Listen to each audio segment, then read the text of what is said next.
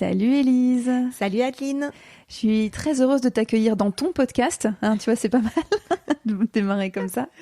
Élise, tu m'as demandé, parce qu'on est amis et parce que moi aussi j'ai fait un petit peu de podcast dans ma vie, tu m'as demandé de lancer ton premier épisode de Trouve ton Move. Exactement. Est-ce que tu peux nous expliquer ce que c'est que ce podcast ? Qu'est-ce que tu racontes dans ce podcast exactement ? Eh ben, l'idée m'est venue en cherchant pour les psychomotes un podcast pour voir ce qui se faisait déjà. Et je me suis rendu compte qu'il n'y avait pas encore grand-chose et puis qu'il y avait de la demande. Et surtout, moi, j'avais envie d'aller interroger des collègues psychomotes qui pouvaient se poser peut-être les mêmes questions que moi de comment créer son propre métier, on va dire, avec sa propre créativité, ses envies, des choses un peu originales. Et je voulais savoir s'il y avait d'autres psychomotes qui avaient des parcours atypiques ou qui n'en parlaient pas ou peu. Et j'ai bien envie d'aller les chercher et que ces témoignages soient partagés. Et par exemple, qu'est-ce que tu as fait, toi, de typique dans ton métier de psychomotricienne ? Eh ben, moi, comme j'ai une passion qu'on partage toutes les deux, on s'est connus comme ça, j'ai une passion pour la GRS, la gymnastique rythmique, depuis l'âge de 6 ans. Et ça me procure toujours autant de plaisir de travailler avec la musique, le mouvement, et puis avec la GRS, le matériel, les engins. J'ai utilisé beaucoup ça en psychomote, et avec les tout petits dès 18 mois. Et je me suis dit que aujourd'hui, ce serait bien de pouvoir transmettre tout ce que j'ai créé.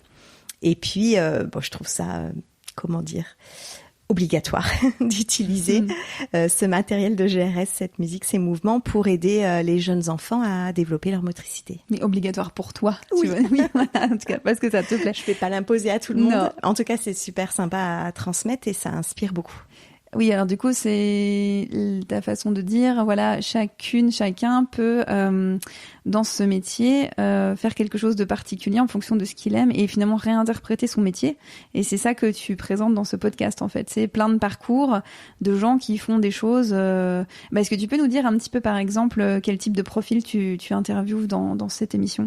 Ouais, moi, l'idée, elle m'est parue évidente avec une collègue psychomote. Je suis allée consulter pour moi. Qui m'a beaucoup aidée à trouver ma voie parce que je pense qu'elle-même avait trouvé la sienne. Et par exemple, elle a mélangé psychomote, sophrologie, énergétique.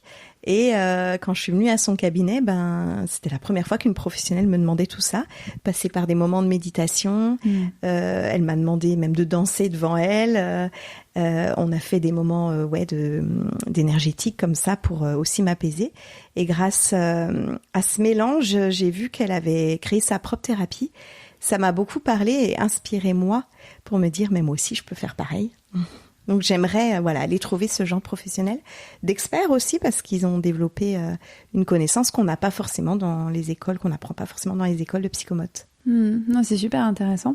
Et tu as évoqué le mot danser là. Oui. Donc sans transition. Oui, allons-y. Avec transition.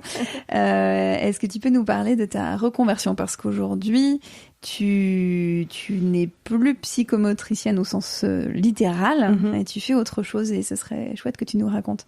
Oui, moi j'ai trouvé ma voie donc après ces consultations auprès de ma collègue, j'ai fait un bilan de compétences et je me suis rendu compte qu'il y a quelque chose qui m'appelait très fort, c'était la danse. J'ai été donc gymnaste en GRS, puis danseuse pendant 20 ans, mais j'avais un syndrome de l'imposteur et j'osais pas me lancer comme professeure de danse. Donc je me suis testée avec des amis, des cobayes, et puis j'ai créé mes cours là de salsa hip-hop où j'ai encore mélangé autre chose. Donc là, voilà, c'est le côté danse qui est du coup très en lien avec ma passion pour la musique et le mouvement.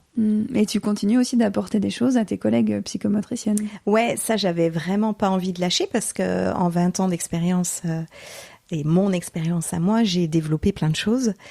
Et je suis devenue formatrice à mon compte sur le lien musique-mouvement, comment l'utiliser en rééducation et puis comment l'utiliser en éveil psychomoteur. Parce que j'ai eu une grande expérience en école de cirque, de danse, en crèche, avec les jeunes enfants pour développer ces cours en musique. Ok.